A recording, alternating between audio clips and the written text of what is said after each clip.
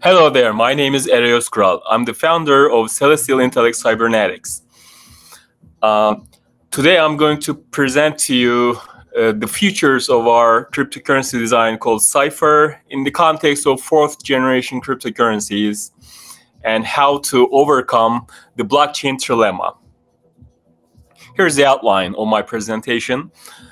I'm going to mention a bit about the blockchain trilemma and the grand challenges in cryptocurrency design. Then I'll mention some opportunities in the crypto finance market, how these new cryptocurrencies can improve finance applications, banking. And then I'll present our new protocols and the features of Cypher crypto token technology. Finally, I'll explain the target applications that we intend to address. What is the blockchain trilemma? One cannot simultaneously improve security, scalability, and decentralization. One can improve the two of these goals, usually at the cost of thirds. There are all kinds of trade-offs between the three design goals, obviously, and this is well known. And this is generally considered unsolvable, but we think we are making progress, and this is what the presentation is about. The challenge is improving in one aspect without compromising the others, basically. And we would like to pursue a careful, balanced design to be able to solve the blockchain trilemma. The grand challenges in cryptocurrency. This is not an exhaustive list, but it will be sufficiently difficult. Energy efficiency. Proof of work is too costly, enormous, of course. Scalability. Typical blockchain architectures hardly scale beyond 100 transactions per second real, although there has been very impressive improvements in this area. So now we're well beyond this, 2000s in practice. Decentralization is a problem because blockchains are often controlled by monopolies, and Gini coefficient is too bad. It's the wealth is often too concentrated, so there are all sorts of decentralization problems, and security is a problem too, because it's the architecture, by virtue of its design, is amenable to black market and criminal use. To mention, this is a very real world security problem, but also, of course, there are all kinds of attacks and weaknesses that attackers keep exploiting, and there has been a lot of theft, a lot of scams too. So security might not be considered sufficient for some, especially at the application layer, but there are security problems in the very basic blockchain layer too. The stability, value is mostly dependent on speculation. Of course, this is a very basic economic problem. It's very hard to address because this has been the vehicle by which the market has progressed until now. How do you overcome that? This is very difficult to even consider without some really authentic reconsideration of what we're trying to achieve. And convenience, it's rather difficult to use, to be honest, for crypto enthusiasts and people who are experienced using these tools. It's perhaps manageable, but for the mainstream user, it's still there are still roadblocks in this area. So, what are some of the known solutions? Addressing energy efficiency, there are some alternatives like proof of stake and DPoS. There are better consensus protocols that spend less energy, achieving the same result. Addressing scalability, there are sharding and Byzantine fault tolerance schemes that scale better designed with concurrency in mind, or some other aspects of distributed computation are better realized, better designed. And for addressing decentralization, there are voting protocols, and there's the idea of wide distribution of the value, which overcomes this monopolization aspect that we so often see in blockchain systems. And compliance security, there are KYC schemes and mechanisms, and there's secure storage, hardware wallets, and for stability, there are stable coins. Of course, some of them don't work so well, and people have lost a lot of money, right? But there are also those that are backed by real-world assets and things like that, like real currency and cash, and those seem to work well enough. And there are also asset-backed tokens that are backed by things like real estate. And this seems to be gaining popularity and being very useful. And convenience, user-friendly wallet apps and exchange sites. So consider it's like one crypto super app that does everything. Basically, it could be much more usable by ordinary users. Like the Facebook application, something people are familiar with. Opportunities in crypto finance. So can we beat the banking system in every major feature that actually matters? Is this possible at all? So what are these main features that banking provides? And that's, I think, cost and performance. It is really efficient, and it shouldn't cost too much. If you went to an ATM and it cost like $5, $10 each time you draw $100 of cash, that would be too costly. So there is that. People care about this, and transactions using the system shouldn't cost too much, and you shouldn't wait too long, obviously. And you need security and reliability. At the same level as banks. The bank, however awful they are, they're pretty good at security. It's very hard to hack into a banking account, unless you, of course, lose your password and identification. But it's often quite reliable and quite secure. Although, yes, identities can be forged, and people have lost money due to that, yes. But banks pay a lot of attention. It's not so clear we pay the same level of attention, because there are all sorts of thefts in crypto scene. And convenience and ease of use, that's also very important. And I think this is something we're not paying enough attention to at all. You're supposed to use like dozens of different applications on mobile and on desktop, many web applications, so many things to keep track of. It's actually hard even for a power user. So we have to really make this a lot easier, in my opinion, of course. And how about business-friendly cryptos? Could Amazon, eBay, Microsoft, Activision, all these companies, could these be using crypto? I think they would if the design was more business-friendly. And can we enable microtransactions? Remember, this was a very big deal, and we're not doing super well on this front, because this should work at a global scale for replacing internet payments, right? And this could actually replace cloud, utility bills, food ordering, shop, everything on the net. So I don't think we're there yet. I don't think it's usable in that regard yet, but I think we're also getting there. So I think this is about to happen, or like mass adoption is happening because of this. And we could also achieve some interesting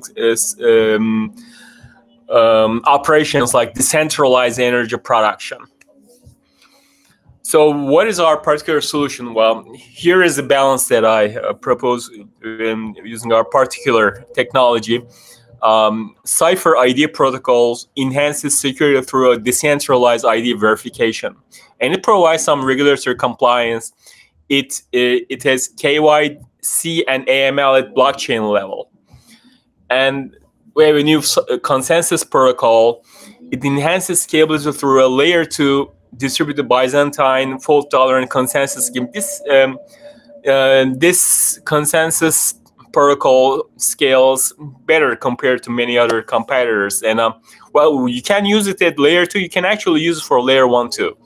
And well, I've changed my mind recently. Actually, after I wrote this, I think it's better in the layer 1 configuration, because layer 2s, I think, make the blockchain a little too complex. Again, it's an unnecessary level of complexity. It's better if the layer 1 protocol just works. And it includes a scalable sharding scheme for 100,000 plus transactions per second performance, which is considered good. And the crypto token protocol itself is a currency design that eliminates proof of work, which is the really important aspect of, I think, efficiency. And we also use proof of reputation for civil protection instead of other alternatives. There are other approaches, yes, but I believe this is a better, more long-term solution. And Cipher crypto token, what are some of the main features? It has low energy costs. This was actually the design motivation. Can you replace proof of work with something else? And this is a new proprietary proof of reputation solution. And it has low energy costs, and it improves sharding and cyber resistance. Sharding is a bit better than classical or existing projects. It could be considered a little radical too, so I won't get into details, but we think it will actually scale very well to 100 million users or billion users. It will actually work in that scenario. And layer 1, layer 2 protocols for massive scalability and decentralization. So it's like scalability versus massive scalability, which is what we really need to achieve that goal of microtransactions on net. And better security through new consensus and incentives. Incentives can be more carefully designed to enhance security. So that's what I'm trying to do. I'm trying to achieve a better synergy, design synergy here.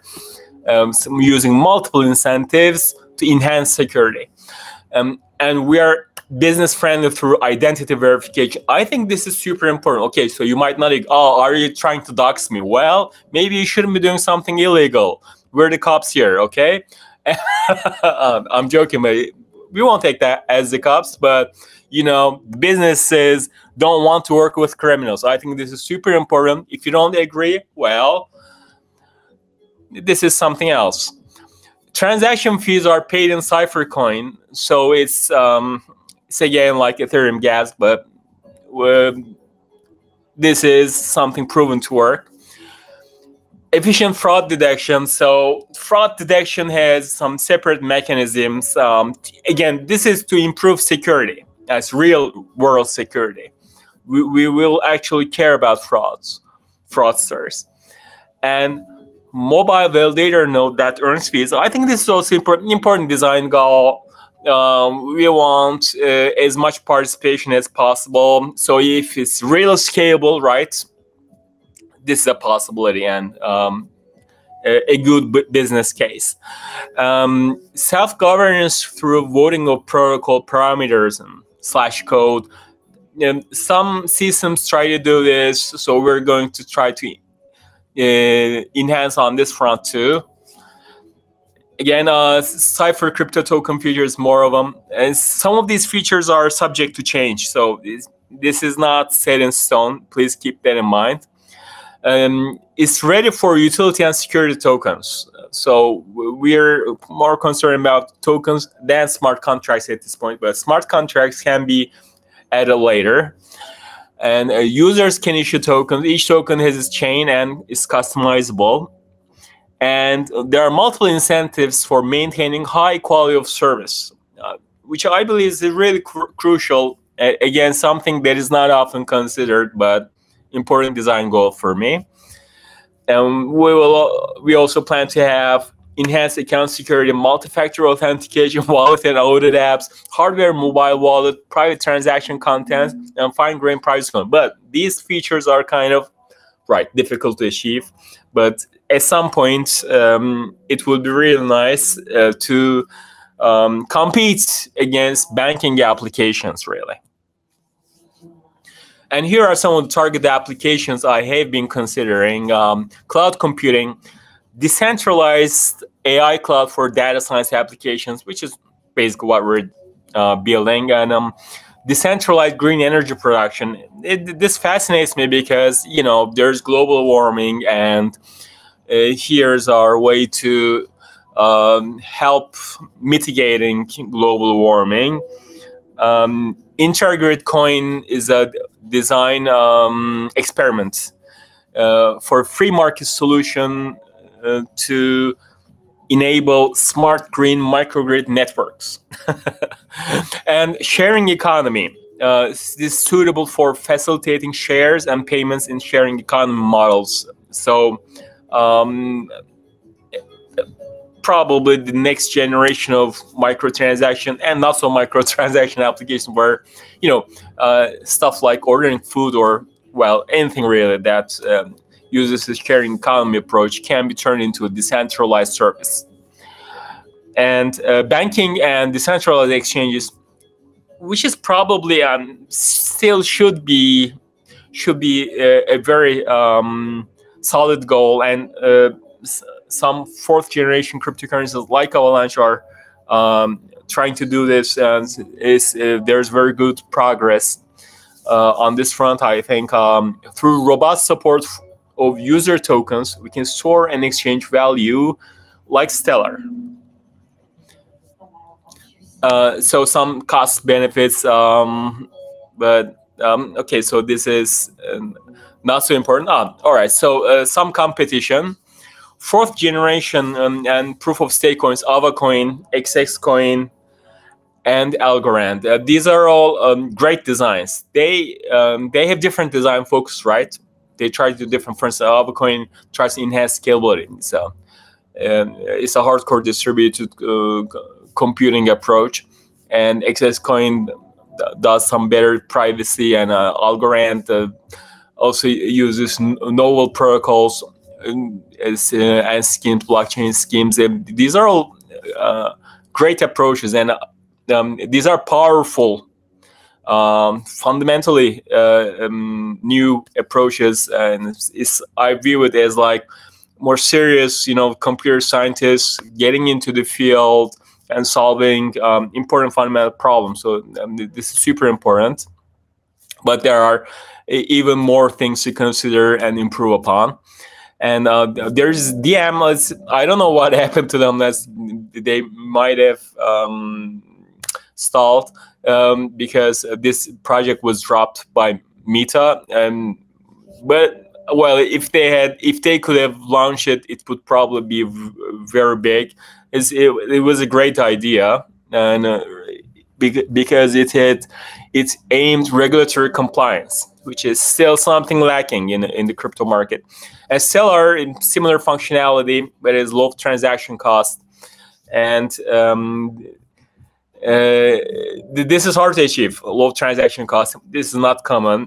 Some blockchains have it, most don't have it, and so Stellar is great, but it has many disadvantages that we're trying to overcome with the Cypher design. And digital yuan is so of course a central bank thing, so it's limited, but it will be available on crypto exchanges. So the decentralized cryptocurrencies, digital currencies are very more limited in many respects, but they have this great feature of being actually compliant, right? So in some sense, we should be competing against it because because internet sites will be using digital yuan, or so why shouldn't we? Well, that's my idea anyway. And if you have any questions, please send them to Eray Özkural on F6SN and or email examination@gmail.com. Thank you very much.